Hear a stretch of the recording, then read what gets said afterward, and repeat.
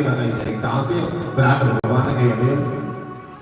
ब्राह्मणों से मुखमासी, ब्राह्मणों की उत्पत्ति कहां से हुई? भगवान के श्रीमुख से।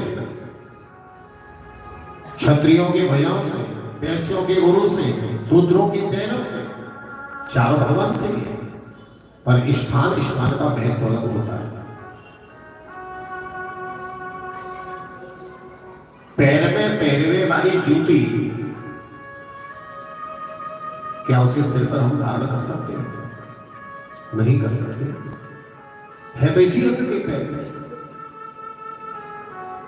इस शरीर का ही अंग सिर है, इसी का अंग पैर है। पर जो वस्तु जहां धारण करने योग्य है उसकी शोभा वही है, अन्यत्र नहीं। तो भगवान के चरण कमलों से गंगा जी का प्राकट हुआ और भगवान के श्रीमुख से भागवत का प्राकट हुआ। तो महत्व इसलिए अधिक है कि पैरों से जो निकली वस्तु है उससे भी अधिक महत्व होता है तो मुख से होता है। भागवत भगवान के श्री मुख से प्राकट हुआ है, इसलिए गंगा से भी अधिक महत्व है। तो भागवत की कथा का बोले भागवत भगवान की। तो निगम कल्प तरोर गलितम फलम सुख मुखामृत द्रव सही पेमत भागवतम रसमालय मोरहो रसिका भोवि भाव। हे रसिक जनों, हे भावुक जनों, बार बार इसका पान करते रहो, बार बार कथा रूपी अमृत को पीते रहो, श्रवण करते रहो। अथवा ये कहे रसिका भोवि भावुका, इस भागवत के सार को, रहस्य को केवल दो ही व्यक्ति जान पाते हैं, या तो रसिक जन या भावुक जन। जिसके अंदर रसिकता है वो भागवत के सार को, महत्व को समझ सकता है, अथवा महत्व को वो समझ सकता है जिसके अंदर भावुकता। और भावुकता भी कैसे? कोई साधारण भावुकता नहीं। जैसे अभी तो मौसम कुछ बदल ही गया है। पिछले महीने की बात करें, जनवरी के फर्स्ट वीक, उस समय सर्दी कैसी? खूब कड़ाके की सर्दी थी। अब ऐसी सर्दी में किसी के पास आप जल पात्र लेके जाओ और उसे कहो भैया जल पी लो। अब इतनी सर्दी में प्यास तो लगी नहीं, तो वो क्यों पीने लगा है? प्रेम से बोलो जय श्री राम। आपने बड़ा निवेदन किया, नहीं नहीं हम तो बड़े भाव से लाए हैं, जल पीजिए। अब उसे प्यास नहीं है तो वो आपसे पूछेगा ये कैसा है? आपने कहा बड़ा मीठा है। अच्छा, इस बर्तन में गिलास में लेके आए, इस गिलास को अच्छी तरीके से साफ तो किया? तो हाँ हाँ कई बार साफ किया इसको। ये सब क्यों पूछना है? क्यों? उसको प्यास नहीं है। अच्छा, इसी जल पात्र को मई के महीने में, मई में गर्मी खूब पड़ती है और रेगिस्तान की भूमि में जाना, जहां कोसों तक किसी भी प्रकार का जल दिखाई नहीं दे रहा है, एक बूंद भी जल नहीं दिख रही है, रेगिस्तान।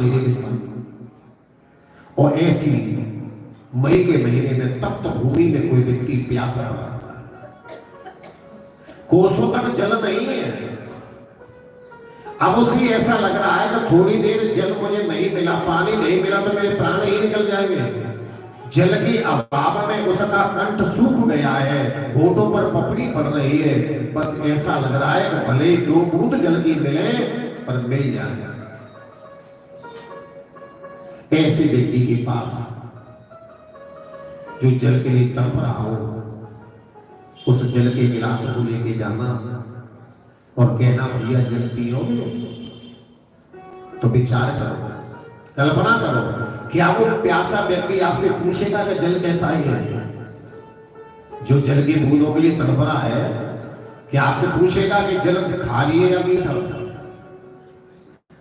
क्या आपसे पूछेगा कि जल जिस गिलास में लोटे में लेके आए, उसको साफ किया है कि नहीं किया है? कोई प्रश्न करेगा? नहीं करेगा। क्यों उसके लिए जल के लिए तड़प रहा है।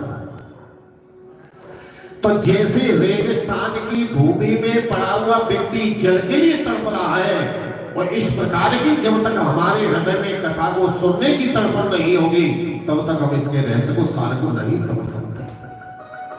ऐसी तड़पन होनी चाहिए, फॉर्मेलिटी पूरी नहीं। मंदिर में कथा चल रही है, घंटे आधे घंटे के लिए जाना तो पड़ेगा, नहीं तो मंदिर वाले कहेंगे एक भी दिन नहीं समय मिला है, तो कथा सुनने का कोई महत्व नहीं रह जाता, कोई लाभ नहीं। हमें कोई देखे अथवा ना देखे, हमें कथा श्रवण करनी है तो करनी है, मन लगा के सुननी है, समय से आना है, समय से जाना है। ये नहीं कथा का समय 1 बजे तो माने कि हम चलो देखते 3 तो बजी गए, 3:15 बजे, अब चले और रह गई 1.5 पौने 2 घंटे की कथा, थोड़ी बहुत सुने आएगा है। ब्याज जी चाहे भले ही आ जाए 1 बजे से पहले, होने तो कथा घर में आ लो, तो करनी प्रेम से बोलो, जैसे भी आ गया। और हमने तो कल भी निवेदन किया था,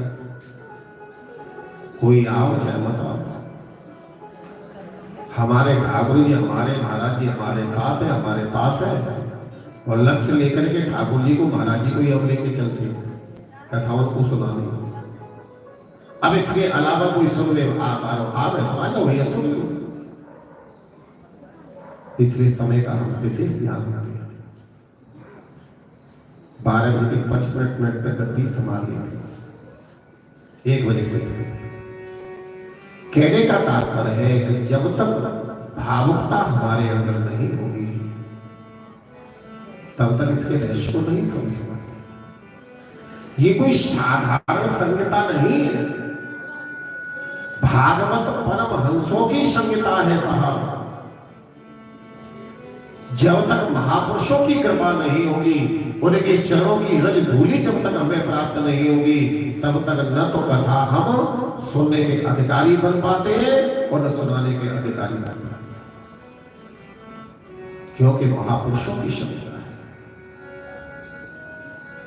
तो ऐसे ही दिव्य महापुरुष नेमशान क्षेत्र में ऋषि विराजमान से सौनकादि कथा से सूत जी का आगमन हुआ। इन्होंने अर्चन वंदन किया और प्रश्न किए 6 आज। भगवान, इस मनुष्य का मुख्य श्रेय साधन क्या है? इस मनुष्य को करना क्या चाहिए? पहला प्रश्न। ऋषियों ने सूत जी से दूसरा प्रश्न किया, शास्त्रों में, पुराणों में, वेदों में जो